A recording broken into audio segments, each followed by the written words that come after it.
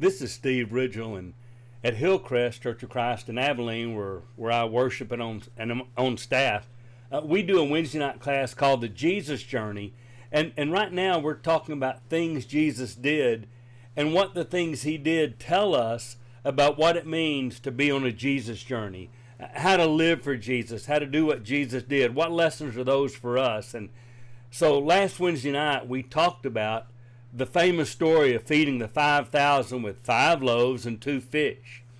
And one of the things we talk about in making application is I spent time talking about the 4 heroes in that story. And you know who they all are, but of course the first hero is Jesus. He's always the hero of the story.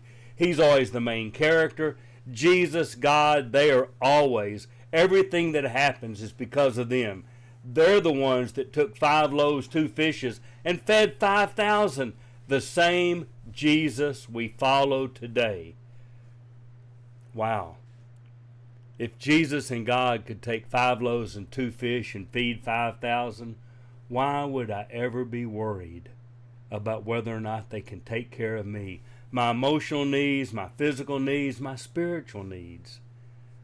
Boy, God and Jesus can do that. So they're always the hero. But of course, the second hero of the story is that little boy.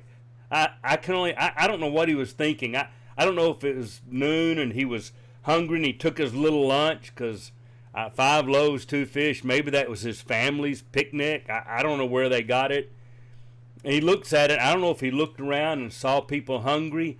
I don't know if he looked up and saw the disciples with some kind of panic look about how we're going to feed everybody. But something made him want to share what they had. And so he gets up and takes it to Jesus. I love that. You know all the application to our Jesus journey. It doesn't matter what you bring to the Jesus journey. God's going to take it and multiply it and use you in ways you never, ever imagine. Just give what you have. That's the whole point. Of course, the third hero is the little boy's parents. I don't know why we don't talk about them more. To raise a kid who would be so sensitive that he would look around and say, I want to share what I have.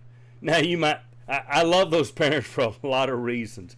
You might think they didn't do a very good job of practically explaining how things work.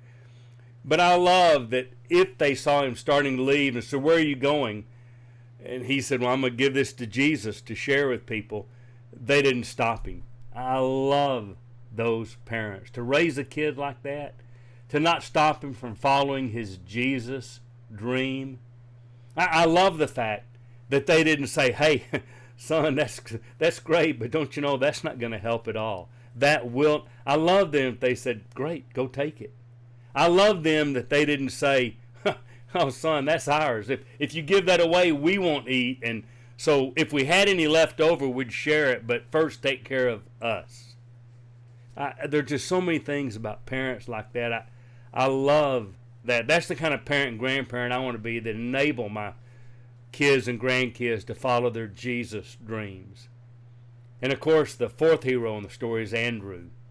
I don't know if the little boy was standing around the edge with big eyes looking and decided Andrew just looked like that friendly guy you can talk to. I want to be the guy that little kids and seekers come to and say, can you help me? And maybe Andrew's the one who looked around and said, there's a little kid and he looks like he has something important and nobody's paying him any attention. I will. I love Andrew that he goes to Jesus and says, hey, look what he gave us. I don't know what good it will do. I love that because that's me a lot with Jesus. I don't know what you're going to do with this, but here I go. I don't have to know. I just love those people and those heroes because it reminds me on my Jesus journey. I want to really follow Jesus. I want to be like that little kid. I want to raise disciples like his parents raised him. And I want to be an Andrew who connects people to Jesus. So this is Steve Ridgel saying, I'm thankful for that story because every time I read it, I learn a lot about my own Jesus journey.